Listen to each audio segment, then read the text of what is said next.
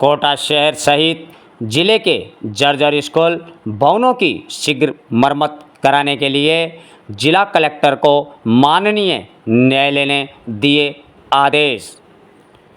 कोटा शहर सहित जिले के जर्जर स्कूल भवनों की शीघ्र मरम्मत कराने के मामले में जिला कलेक्टर की ओर से एडवोकेट श्री मनोज पुरी ने न्यायालय में अपनी उपस्थिति दर्ज कराई, जबकि कोटा विकास प्राधिकरण की ओर से एडवोकेट पारस कुमार खींची ने अपनी उपस्थिति दर्ज कराई। वहीं अदालत ने एडीपीसी समसा सर्व शिक्षा अभियान एवं जिला शिक्षा अधिकारी माध्यमिक से अपनी उपस्थिति दर्ज कराने को कहा है। अदालत ने अगली सुनवाई के लिए 18 अगस्त की पेशी मुकर्रर की है। बता दें कि advocate Lokesh Kumar Saini, crime reporter Jagdish Arvind एवं धर्मबंधु आर्य स्वतंत्र पत्रकार ने याचिका में जिला कलेक्टर और कोटा विकास प्राधिकरण के सचिव, जिला शिक्षा अधिकारी माध्यमिक कोटा एवं एडीपीसी समसा सर्व शिक्षा अभियान कोटा अतिरिक्त परियोजना समन्वयक को पार्टी बनाया है। याचिकाकर्ताओं ने बताया कि कोटा शहर एवं कोटा जिले में कई विद्यालयों की दीवारें व छतें जर्जर हो चुके हैं। विद्यार्थी डर के साये में शिक्षा ग्रहण करने को मजबूर है। कहीं स्कूल कियोस्क या जर्जर भवनों में चल रहे हैं। बरसात आते ही स्कूलों में पानी तो भर ही जाता है, वहीं स्कूलों की छतें टपकने लग जाती है, जिससे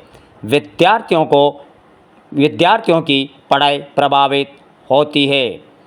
कोटा ग्रामीण क्षेत्रों में अनेक स्कूल ऐसे हैं जो जर्जर हो चुके हैं, जिससे कोई हादसे होने की संभावनाएं रहती है।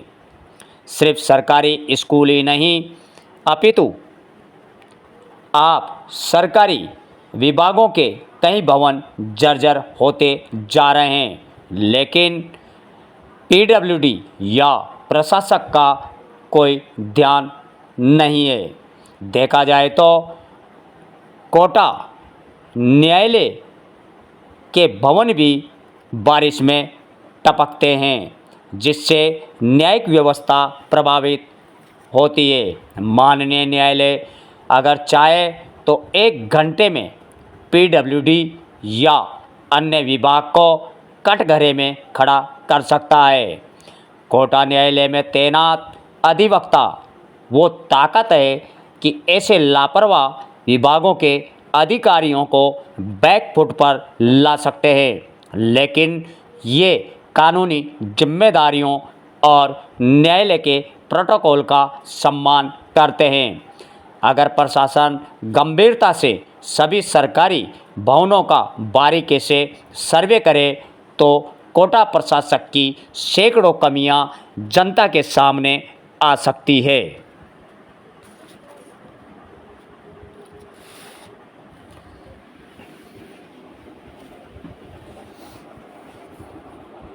कलेक्टर साहब से जवाब मांगा है और जिस तरह से पिपलौदी में हादसा हुआ है और कोटा के जो जर्जर स्कूल है, इनको लेकर आपके द्वारा यहाँ पे शिकायत दर्ज करवाई गई थी।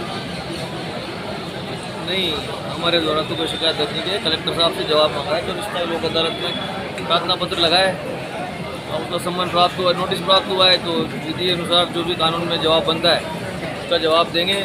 और जो जर्जर भवन की बात है, तो इस टाइम पीडब्ल्यूडी का राजस्थान सरकार के आदेश पर सब जगह जितने भी सरकारी भवन है सबका सर्वे चल रहा है। जो भी भवन खराब है, जो बैठने उठने की स्थिति में नहीं है, उपयोग करने लायक नहीं है, उन सबका सर्वे हो रहा है। सर्वे होने के बाद सबकी रिपोर्ट सरकार के पास जाएगी और उनकी रिपेयरिंग होती है, रिपेयरिंग या उनको डिमोलिश करना है तो वो जो कुछ भी हो सकता होगा वो करेंगे।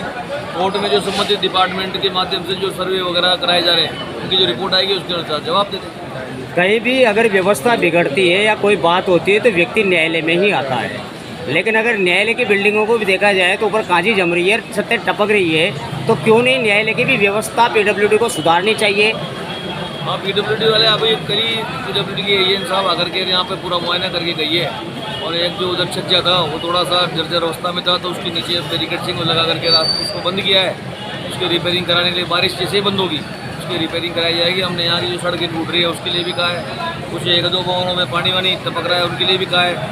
सभी की रिपेयरिंग वगैरह कराने का वो करके गए हैं, एस्टिमेट बना रहे हैं। और बारिश में क्योंकि संभव नहीं होता एकदम से काम कराना, तो जैसे ही बारिश बंद होगी वैसे ही काम कराएंगे, ये आश्वासन PWD की तरफ से दिया गया। एक RTI लगाई थी PWD में जो न्यायालय की व्यवस्था और यहाँ की जो दुरुस्त बिल्डिंगें हैं या दुरुस्त जो जगह है उसके लिए लगाई थी, लेकिन 6 महीने हो गए अभी तक PWD द्वारा कोई जवाब नहीं दिया, ना ही उन्होंने एस्टिमेट दिया कि हमने इतना पैसा न्यायालय के लिए खर्च किया। जबकि लगातार कोटा बार एसोसिएशन लगातार वकीलों की व्यवस्था के लिए लगातार काम कर रही है, लेकिन फिर भी कहीं ना कहीं सरकार इससे नज़रअंदाज कर रही है। PWD में किसने कोई एप्लीकेशन लगाई है उसने जवाब दिया है मेरी जानकारी में। जहाँ तक अदालत की है तो हम लगातार मांग उठाते रहते हैं वकीलों के हित में। यहाँ पे आम पक्षकार आते हैं, उनकी जीवन की सुरक्षा का प्रश्न है, उनके लिए सुख सुविधाओं का प्रश्न है, गवाह आते हैं, अधिकारी भी आते हैं, सभी आते हैं। यहाँ लगभग 10,000 लोगों का पर डे यहाँ कोटा की कोर्ट में आना होता है। उनके लिए जो फंडामेंटल्स जो उनके अधिकार हैं, जो इंफ्रास्ट्रक्चर होना चाहिए उसके मुताबिक यहाँ नहीं है, और इसलिए हमने अदालत के लिए नई जगह की मांग कर रखी है। वो जो है अलॉट भी हुई है, उसमें सेना की आपत्ति थी, उसका निराकरण भी हुआ है। काफ़ी कुछ और जगह अलॉट करने की बात चल रही है। मुझे लगता है थोड़े दिन में, महीने 2 महीने में नई बिल्डिंग बनने के लिए मार्ग प्रशस्त हो जाएगा। उसके बाद सारी समस्याएं 1 साल 2 साल 3 साल जितना बिल्डिंग बनने में टाइम लगेगा उतनी होगी, बाकी उसके बाद ही समस्या। अधिवक्ता प्रोटेक्शन एक्ट को लेकर लगातार कोटा बार एसोसिएशन ने आवाज़ उठाई है और आंदोलन की है। क्या वो अधिवक्ता प्रोटेक्शन एक्ट पूरी तरह से लागू हो गया या वो कोई कमियां रही है? प्रोटेक्शन बिल राष्ट्रपति जी के पास जाकर के पड़ा हुआ है, वहाँ से पास हो तो उसके बाद राजस्थान सरकार ने उस टाइम बिल पास किया था, लेकिन उसमें ऐसी कमियां छोड़ दी कि वो कानून पास ही नहीं हो सकता। उम्मीद क्या है उससे वापस?